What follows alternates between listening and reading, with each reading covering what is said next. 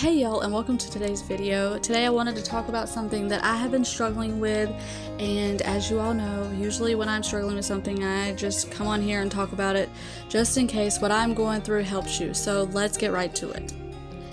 The first habit I am trying to work on is my prayer habit, and you all know that I am huge on prayer. But real quick, I wanted to mention I am so thankful that this company reached out to me for this clothes rack, because as I bought another one recently, it is smaller and so I'm not able to hang as much. So with this one, it is huge and I am able to get so much on it. So I just wanted to mention that this came at the perfect time. It was such a blessing. And if you want to check this out, I will leave all the links below. Okay, back to what I was saying. So prayer is something, if you've been around a lot, you know that I am big on praying over my day. I do this because it kind of sets the tone and it kind of puts me in the right frame of mind. And so I try to do this every day and throughout the day. And 1 Thessalonians 5:17 tells us to pray constantly. And 1 Peter 5:7 says, casting all your cares on him because he cares about you. Romans 12:12 says, rejoice in hope, be patient in affliction, be persistent in prayer. So I'm trying to get better at that, because it seems like when I do, my days just seem to be a whole lot better.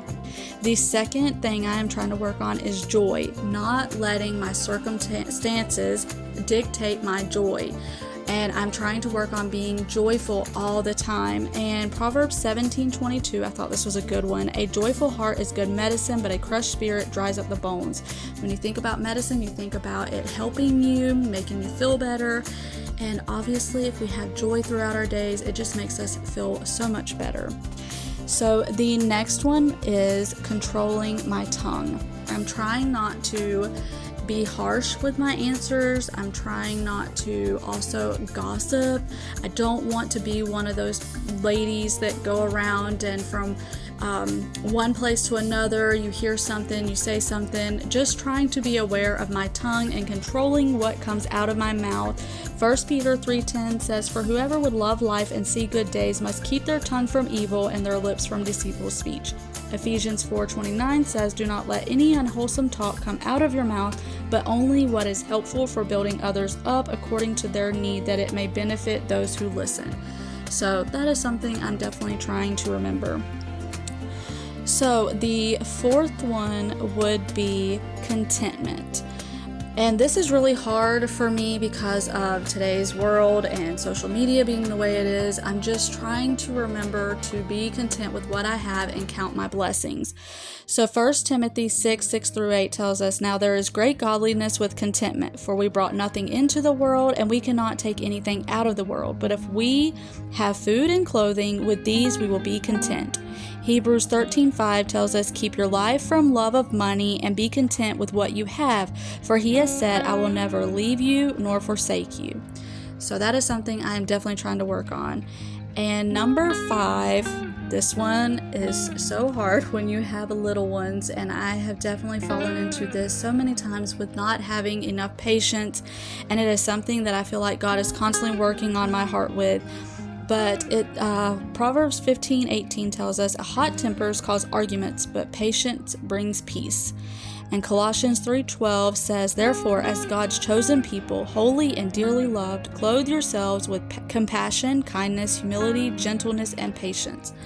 So these are just the things that I'm trying to work on. I hope in some way this video encourages you, or maybe you have something that you're working on, or maybe you have worked on this and maybe I didn't mention something that I would love to hear from you in the comments that has helped you with this, because as I am constantly learning from you guys as well, I love when you comment down below and tell me how you have overcome something or how you're working on the same thing and what helps you and what has encouraged you. So definitely leave a comment down below and let me know what has helped you or what you're going through.